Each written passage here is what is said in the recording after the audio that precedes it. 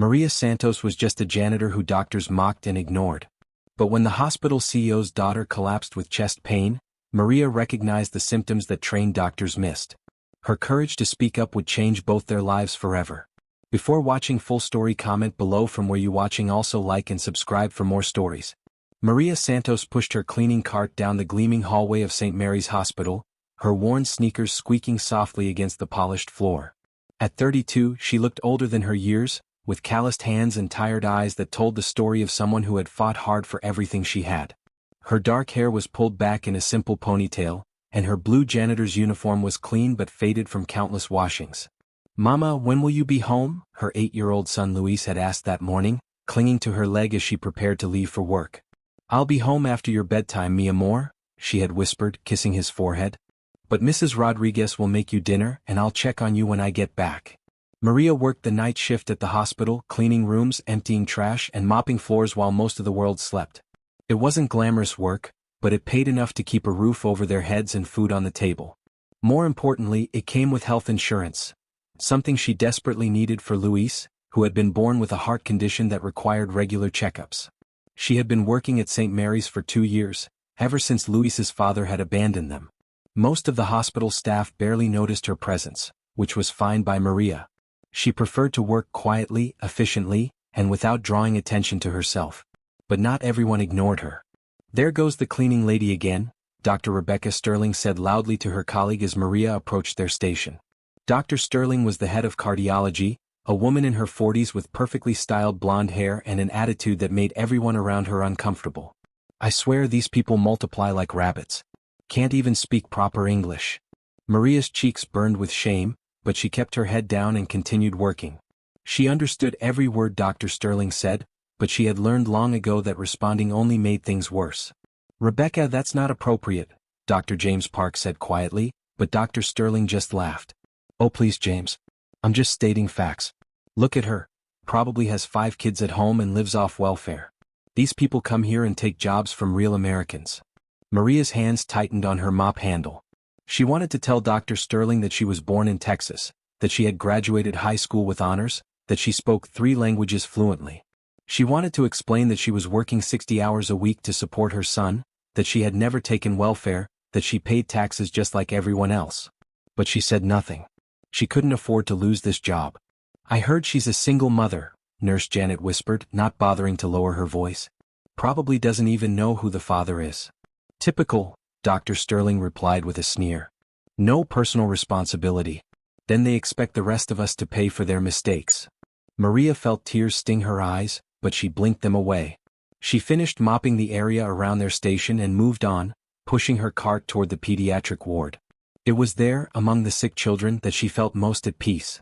The kids didn't judge her or make cruel comments. They just saw her as the nice lady who always had a smile and sometimes shared stickers she bought with her own money. "Miss Maria," called out Tommy, a 6-year-old boy recovering from surgery. "Did you bring more dinosaur stickers?" "Of course I did," Maria said, her face lighting up as she pulled a sheet of stickers from her pocket. "But only for brave boys who take their medicine." "I took all of it," Tommy announced proudly. "Even the yucky green stuff." Maria laughed and handed him the stickers. These moments made all the humiliation worthwhile. She might just be a janitor to most people, but to these children she was someone who cared. As she worked her way through the pediatric ward, Maria noticed something unusual. There was extra security outside one of the private rooms, and she could hear raised voices coming from inside. She tried not to listen, but as she cleaned nearby, she caught fragments of conversation. "Daughter of Richard Blackwood. Brought her in 20 minutes ago. CO wants the best doctors." Maria's eyebrows rose. Richard Blackwood was the CEO of the entire hospital system. She had never seen him in person, but everyone knew his name. He was wealthy, powerful, and according to hospital gossip, extremely demanding when it came to patient care.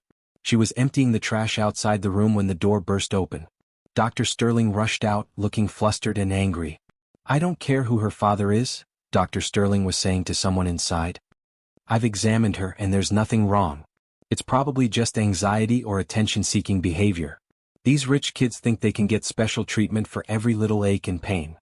Maria glanced through the open door and saw a man in an expensive suit, Mr. Blackwood, she assumed, standing next to a hospital bed where a young girl lay looking pale and frightened. The girl appeared to be about Louise's age with long brown hair and wide, scared eyes. But she says her chest hurts, Mr. Blackwood was saying, his voice tight with worry. She's been complaining about it for days. Children always complain about something, Dr. Sterling replied dismissively. I've run the basic tests and everything looks normal. She just needs to stop being dramatic. Maria frowned.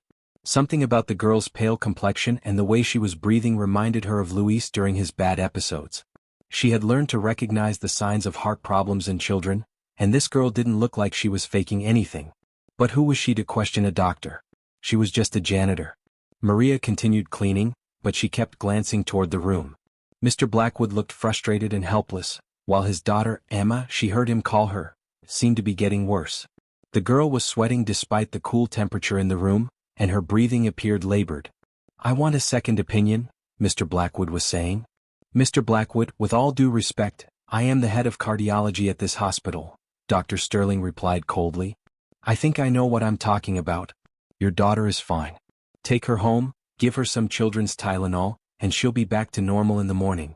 Maria watched as Dr. Sterling gathered her things and prepared to leave. Something was very wrong here. She could see it in the way Emma was holding her chest, the grayish tint to her skin, the rapid, shallow breathing. These were all signs she recognized from Luis's heart episodes. She should mind her own business. She should keep cleaning and pretend she hadn't seen anything. Dr. Sterling was a doctor with years of training and experience. What could a janitor possibly know that she didn't? But as Maria watched Emma struggle to breathe, she thought about Luis. She thought about all the nights she had sat by his bedside, learning to recognize every symptom, every warning sign. She thought about the promise she had made to always protect children, even if they weren't her own. Maria made a decision that would change everything. She knocked gently on the door frame. Excuse me, sir? Mr. Blackwood looked up, surprised to see a janitor addressing him. Yes. I'm sorry to bother you, Maria said in accented but clear English. I couldn't help but notice your daughter. Has she been having chest pain and trouble breathing? Dr. Sterling whirled around, her face red with anger. Excuse me? This is none of your business. You're a janitor. Get back to work. But Mr. Blackwood held up a hand. Wait. Yes, that's exactly what she's been complaining about. Why do you ask? Maria stepped into the room, her heart pounding. My son has a heart condition. I've learned to recognize the signs. Your daughter, she looks like my Luis when he's having problems. This is ridiculous, Dr. Sterling snapped. Mr. Blackwood, I will not stand here and let the cleaning staff question my medical judgment. This woman has no training, no education. She has no business. What kind of heart condition does your son have? Mr. Blackwood interrupted, his full attention on Maria. Ventricular septal defect, Maria said. A hole in the wall between the lower chambers of his heart. He was born with it. Dr. Sterling's face went white. That's a serious condition. Yes, Maria nodded. And when he has episodes he looks just like your daughter does right now. Pale, sweating, trouble breathing, chest pain. Mr. Blackwood looked down at Emma, who was indeed exhibiting all those symptoms. Dr. Sterling, I want you to run tests for heart defects. Now. Mr. Blackwood, I really don't think. Now, he said firmly. As Dr. Sterling reluctantly ordered more tests, Maria started to leave. She had done what she could. But as she reached the door, she heard a small voice call out. Wait, please. She turned to see Emma looking at her with frightened eyes. Are you going to stay with me? I'm scared. Maria glanced at Mr. Blackwood, who nodded gratefully. If it's okay with your father, I can stay for a little while. Please, Mr. Blackwood said. She seems to trust you. Maria pulled up a chair next to Emma's bed. What's your name, sweetie? Emma, the girl whispered. What's yours? I'm Maria. And I have a little boy named Luis who's about your age. He's very brave when he goes to the doctor. Does his chest hurt too? Sometimes, Maria said gently. But the doctors help him feel better. They're going to help you too. For the next hour, Maria sat with Emma, holding her hand and telling her stories about Luis and his adventures. She taught Emma some simple breathing exercises that helped Luis during his difficult moments. Slowly the girl began to relax. Mr. Blackwood watched this interaction with growing amazement. Here was a woman who worked as a janitor who had been dismissed and mocked by his medical staff, yet she was showing more compassion and knowledge than anyone else in the room. When Dr. Sterling returned with the test results, her face was ashen. Mr. Blackwood, I need to speak with you privately. They stepped outside the room, but Maria could hear Dr. Sterling's voice, shaky and defensive. The tests show there appears to be a small ventricular septal defect. It's very minor, barely detectable, but it's there. The symptoms were so subtle that, it's the kind of thing that could easily be missed in a routine examination. But it wasn't missed by Maria, Mr. Blackwood said quietly. She's not a trained medical professional. It was just luck, a coincidence. Was it? Mr. Blackwood asked. Or did she recognize something that you missed because you were too proud to listen? When they returned to the room, Emma was sleeping peacefully, her breathing much more regular. Maria was still holding her hand, humming softly. Maria, Mr. Blackwood said quietly. Can I speak with you? They stepped outside, leaving Emma to sleep. In the hallway, Mr. Blackwood looked at Maria with new eyes. You saved my daughter's life tonight, he said simply.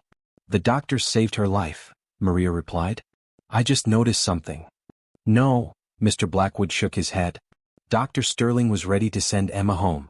If you hadn't spoken up, if you hadn't had the courage to question a doctor's diagnosis.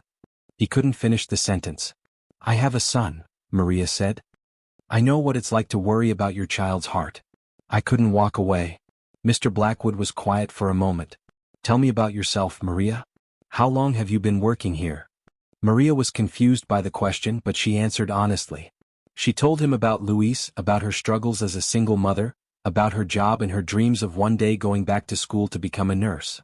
You speak excellent English, Mr. Blackwood observed. I was born here, Maria said. I graduated from Jefferson High School. I was actually in college studying nursing when I got pregnant with Louise. When his father left and Louise was born with his heart condition, I had to drop out to work. And you've been working as a janitor ever since? It pays the bills and provides health insurance for Louise, Maria said with quiet dignity. There's no shame in honest work. Mr. Blackwood nodded, deeply moved by her strength and grace. Maria, I have a proposition for you. The next morning, the hospital was buzzing with an unusual announcement. Richard Blackwood, the CEO, was calling an emergency staff meeting. Everyone was required to attend, from the chief of surgery down to the newest orderly. Dr. Sterling stood with the other department heads, wondering what this was about. She had spent a sleepless night worrying about the misdiagnosis, but she hoped it would blow over quietly. Mr. Blackwood took the stage in the hospital's main auditorium, with Maria standing beside him. Many people in the audience were surprised to see a janitor on stage with the CEO. Ladies and gentlemen, Mr. Blackwood began, last night my daughter Emma was brought to this hospital with symptoms that could have been life-threatening. She was examined by our head of cardiology, who determined that nothing was wrong and recommended sending her home. Dr. Sterling shifted uncomfortably in her seat. Fortunately, Mr. Blackwood continued, someone else in this hospital recognized the signs that our trained medical professional missed. Someone who took the time to observe, to care, and to speak up when she saw a child in danger. He turned to Maria. This is Maria Santos. She works the night shift as a janitor, and last night she saved my daughter's life. A murmur went through the crowd. Many people turned to look at Dr. Sterling, who was now visibly pale. Maria has been working at this hospital for 2 years, Mr. Blackwood said. In that time she has been subjected to mockery, discrimination, and disrespect from some members of our staff. She has been called names, had her intelligence questioned, and been treated as less than human. The auditorium was completely silent now. But last night, this woman, who some of you consider just a janitor, demonstrated more medical knowledge, more compassion, and more courage than anyone else in that room. She recognized the symptoms of a heart defect that our head of cardiology missed. She had the wisdom to speak up, even knowing she would be criticized and dismissed. Mr. Blackwood's voice grew stronger. This hospital is supposed to be a place of healing, of compassion, of excellence. But we cannot achieve any of those things if we allow prejudice, arrogance, and cruelty to flourish within our walls. He looked directly at Dr. Sterling. Effective immediately, Dr. Rebecca Sterling is no longer employed by this hospital system. Gasps echoed through the auditorium. Dr. Sterling stood up, her face red with anger and humiliation, but Mr. Blackwood continued. Furthermore, I am announcing the creation of the Maria Santos Patient Advocacy Program. This program will ensure that every voice in this hospital is heard, regardless of job title or background. Because sometimes the most important insights come from the most unexpected sources. He turned back to Maria. Maria, I am also pleased to offer you a full scholarship to complete your nursing degree. The hospital will pay for your education, provide childcare for Luis, and guarantee you a position as a registered nurse upon graduation. Maria's eyes filled with tears. She thought about Luis sleeping at home, about the years of struggle and sacrifice, about the dream she had given up so long ago. "Thank you," she whispered. Mr. Blackwood addressed the crowd one final time. "Let this be a lesson to all of us. Respect, compassion, and humility are not luxuries in healthcare. They are necessities.